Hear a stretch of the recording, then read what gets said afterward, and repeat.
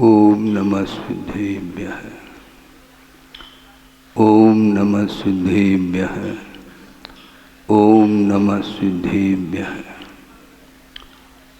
नमः श्री वर्धमानाय निर्धूत कलिलात्मने सालोकानां त्रिलोकानां यद्विद्या दर्पणायते। अहिंसा परमो धर्म की महावीर भगवान की प्रातः स्मरणे परम पूजाचार्य गुरुवर श्री विद्यासागर जी मुनि महाराज की जय।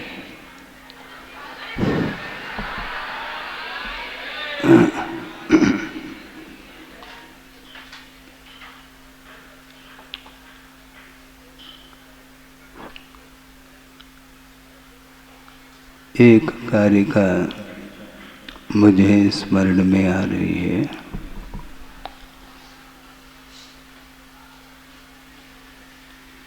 श्रुतस्कंदनभश्चंद्रम संयमश्री विशेषकम इंद्रभूतिम नमस्यामि योगींद्रम ध्यान सिद्धये। महावीर भगवान के निर्वाण के पश्चात उस समोसरण में विराजमान जो गंधर्व परमेष्टि उनको आदि लेकर के 3 केवली हुए हैं, जिसमें अंतिम केवली जम्बू स्वामी है और श्रुत केवली के रूप में भी 5 हुए हैं, जिसमें अंतिम श्रुत केवली भद्रभाव हुए हैं। श्रुतस्कंद रूपी आकाश में चंद्रमा के समान विश्व को प्रकाशित करने वाले गौतम गंधर्व हुए, जो कि योगींद्रम कहा। समस्त योग में योगियों में वो प्रमुख रहे हैं और संयमश्री विशेषकम संयम रूपी लक्ष्मी से वो विशिष्ट थे। बहुत महत्वपूर्ण चरण है ये। ज्ञान एक ऐसा गुण है जो कि अपने आप को भी प्रकाशित करता है और विश्व को भी प्रकाशित करने की क्षमता रखता है। स्वपर प्रकाशी ऐसा कहा है। किंतु ज्ञान की जो सार्थकता सिद्ध होती है वह संयम के माध्यम से होती है। संयम के बिना ज्ञान का विकास अर्थात द्रव्य श्रुत का विकास कहाँ तक हो सकता है। शायद कल वह प्रसंग रखा था कि सम्यक दर्शन के अभाव में द्रव्यश्रुत का जो विकास होता है वह 11 अंग 9 पूर्व तक चला जाता है और 10वें पूर्व में वह फेल होता है। बड़ा आश्चर्य लगता है। श्रुत ज्ञान का विकास द्रव्यश्रुत के अपेक्षा से इतना विकास होने के उपरांत भी उस ज्ञान में कर्म का संवर जो होता है, कर्मों की जो निर्जरा होती है, उसमें वह श्रुत ज्ञान कारण सिद्ध नहीं होता। क्योंकि द्रव्य श्रुत सम्यक होते हुए भी जो ज्ञान की जो परिणति है, जो भावात्मक ज्ञान है, वह सम्यक दर्शन से यदि पवित्र नहीं है तो वह उस ज्ञान का कोई महत्व देखने में नहीं आता। इसलिए गुरुदेव के सानिध्य में मैं रहा और अभी भी उनके सानिध्य में हूँ। ये नहीं समझना कि उनका सानिध्य समाप्त हुआ है, ऐसा नहीं। क्योंकि ज्ञान का जो आत्मा के साथ संबंध है वह तादात्म्य संबंध है, और धर्म का जो संबंध होता है वह भी आत्मा के साथ तादात्म्य संबंध है।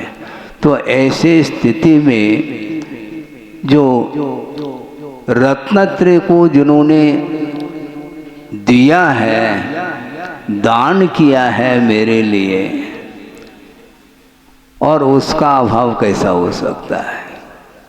वह रत्नत्रय स्वरूप धर्म विद्यमान है तो धर्मी कहाँ चले जाएंगे?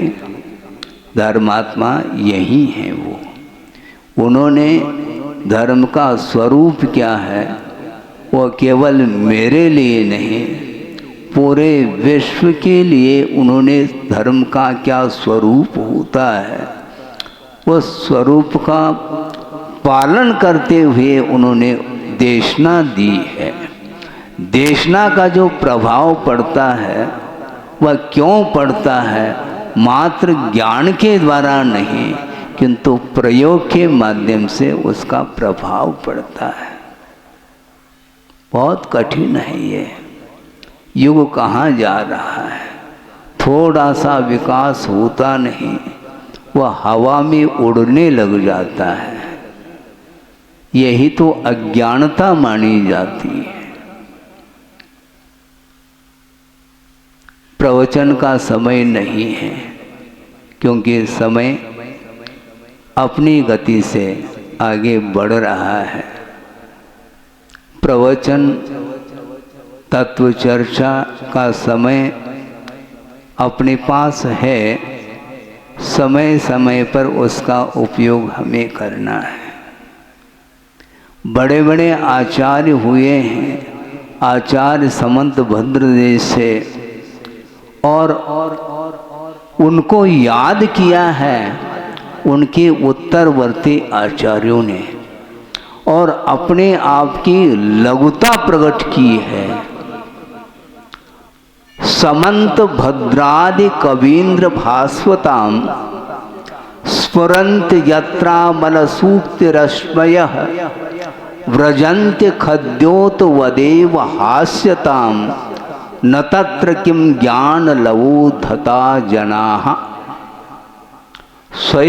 स्वयं शिवचंद्र आचार्य कह रहे हैं अपने मुख से, वो अपनी लघुता प्रकट कर रहे हैं कि समंत भद्र आदि जैसे महान कवीन्द्र कवियों में प्रमुख हुए हैं, ऐसे कवीन्द्र रूपी सूर्य की जो किरणें हैं, सूक्ति रश्मयः, जहाँ पर उनकी सूक्तियाँ स्फुरायमान हो रही हैं, वहाँ पर खद्योत के समान कौन? स्वयं शिवचंद्राचार्य कह रहे हैं हम तो खद्योत के समान हैं। तो उस समंत भद्र आदि जैसे जो सूर्य के समान, और उनकी जो आगम की जो सूक्ति हैं, जो वचन हैं, वो स्फुरायमान होते हों, उनके बीच में अपना कोई वचन मायना नहीं रखता। हास्यता को प्राप्त हो जाते हैं अपने वचन, ऐसा उन्होंने कहा। इसी प्रकार आप तुलना कर रहे हैं, किंतु अतुलनीय गुरुदेव हैं। उनकी तुलना किसी अन्य व्यक्ति के साथ करना ठीक नहीं, क्योंकि मंच पर बैठता हूँ और गुणानुवाद सुनने में आता है। गुरुदेव के गुणानुवाद के लिए पूरा समय दिया जा सकता है, किंतु उनसे बढ़कर के दुनिया में अभी न हुए हैं, और आगे भविष्य में कुछ कहा नहीं जा सकता। ऐसी उनकी साधना और उनकी निरीहता और कर्तृत्व का भाव उनके अंदर स्वप्न में भी नहीं आता। उनका भाव ये है, सब कुछ संसारी प्राणी कर लेता है और ज्ञान का भी उस विकास कर लेता है, किंतु कर्तृत्व का भी साथ साथ विकास होता है उसका। इसलिए ज्ञान का पुनः ह्रास होता चला जाता है। ज्ञान का विकास हमेशा वह बना रहता है कर्तृत्व के अभाव में। इसलिए सब लोगों के लिए कर्तव्य का बोध दिया है उन्होंने, इसलिए हमें भी कर्तव्य करने दीजिए। कहीं ऐसा न हो कि दूसरों की प्रशंसा की बहाव में आकर के कहीं कर्तृत्व जागृत न हो जाए, ये हमें ध्यान रखना है। गुरुदेव साधना करते करते अंतिम साधना को भी उन्होंने पूर्ण किया है और एक बहुत बड़ा उदाहरण प्रस्तुत किया है। और हम लोगों का भी यही कर्तव्य है। कभी भी यह जीवन का अंत हो सकता है। अंत होने की घड़ी वह निश्चित नहीं है बंधुओं। जन्म की घड़ी फिर भी कथनचित निश्चित हो सकती है, किंतु मरण की घड़ी कभी निश्चित नहीं है। इसलिए जब तक प्राण है, जब तक जीवन है, तब तक हमें सावधानी के साथ रत्नत्रय की आराधना हमें करना है। रत्नत्रय की आराधना करने के लिए यह समय मिला है और किसी के लिए समय है ही नहीं। दूसरे के लिए हम समय दे रहे हैं, हम बहुत श्रम कर रहे हैं, ऐसा भी कहने में आ रहा है, किंतु आचार्य कहते हैं दूसरे के लिए श्रम नहीं होता है, स्वयं के लिए ही श्रम किया जाता है। और उस श्रम से प्रभावित कोई हो करके वो भी श्रमिक बनना चाहता है तो कोई बाधा नहीं इसमें, किंतु स्वयं के लिए जीवो। आदहिदम कादव्यम, बहुत सारी सूक्ति, बहुत सारी गाथाएं, सूत्र, श्लोक हैं और उसकी गहराई में जा करके डूब करके हम महसूस कर सकते हैं कि श्रुत का अर्थ क्या होता है। सुनने का नाम श्रुत नहीं है। सुनने में बहुत कुछ आता है, किंतु श्रुत ज्ञान वह चीज़ है जो कि वह केवल ज्ञान को प्रकट कराने में वह समर्थ होता है। इस प्रकार गुरुदेव ने अपने जीवन में आत्म साधना करते हुए जो संघ का निर्माण किया है, ये संघ के अभाव में होता है। संघ अर्थात परिग्रह और संघ अर्थात चतुर्विध संघ, बहुत अंतर है। ग और घ में बड़ा अंतर है। तो संघ का विमोचन करके उन्होंने चतुर्विध संघ का निर्माण किया है। उसको देख करके पूरा विश्व प्रभावित हो रहा है और हम स्वयं प्रभावित हैं, क्योंकि हमने किया क्या है, हमने देखा है, किया कुछ भी नहीं। क्योंकि देखने में जो आ रहा है उसमें जो आनंद आता है, अपने आप आचरण करने के लिए उनकी जो साधना है अपने आप हमें जगाती रहती है कि साधना किस ढंग से होती है। केवल दूसरे को प्रभावित करने का नाम नहीं, किंतु आंख मेच करके विश्व को शून्य किया जाता है। विश्व की ओर, जगत की ओर जो ये दृष्टि जाती है तो उसमें बहुत सारे विकल्प आते हैं। उन समस्त विकल्पों को समाप्त करने के लिए केवल नासा दृष्टि रख करके आत्म साधना करो। इस प्रकार हम लोगों के लिए उनका हमेशा संकेत रहा है और उनके आदेश को हमें आत्मसात करना है। दूसरा कर रहा है क्या नहीं कर रहा है, दूसरा विपरीत चल रहा है क्या नहीं चल रहा है, ये हमारा विषय नहीं, क्योंकि ये आउट ऑफ कोर्स इसी को बोलते हैं। तो महाराज फिर दूसरे का हित कैसा होगा? तो आचार्य कहते हैं दूसरे का हित किया नहीं जाता है, क्योंकि स्वयं हित करने की जो इच्छुक होता है उसके लिए बिल्कुल छोटी छोटी सूक्ति, छोटे छोटे जो चरण हैं गाथा के, वो एकाध चरण भी पर्याप्त है। उसके माध्यम से श्रुति की आराधना वह कर लेता है।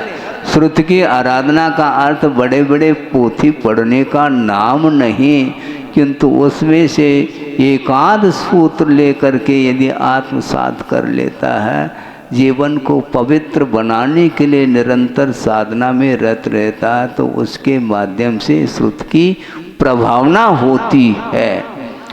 प्रभावना जो होती है वह भावना के बिना नहीं होती है। भावना और प्रभावना में बड़ा अंतर है। प्रभावना बाद में होती है, पहले भावना होती है। इसलिए 12 भावना है, षोडशकर्ण भावना है, वैराग्य भावना है, मेरी भावना है। तेरी भावना क्या है? महाराज हमारी भी यही भावना है, तब तो ठीक है, नहीं तो बहुत सारे 1200 भावनाएं हो सकती है, उनसे हमें कोई प्रयोजन नहीं। किंतु निरंतर दर्शन विशुद्धि के साथ यदि हम भावना करते हैं तो उसके माध्यम से श्रुति की आराधना हो सकती है और उसी के माध्यम से जीवन का अंत हो सकता है। जीवन का अंत का अर्थ संसार का विच्छेद हो सकता है। सबका संसार का विच्छेद जल्दी जल्दी हो, इस पवित्र भावना के साथ अहिंसा परमो धर्म की जय। बोधि समाधि परिणाम शुद्धि स्वात्मोपलब्धि शिव शोक सिद्धि चिंता मनिम चिंतित वस्तुदाने त्वां वंदमानस्य ममास्तु देवी। परम पूजाचार्य गुरुवर श्री विद्यासागर जी महाराज की जय।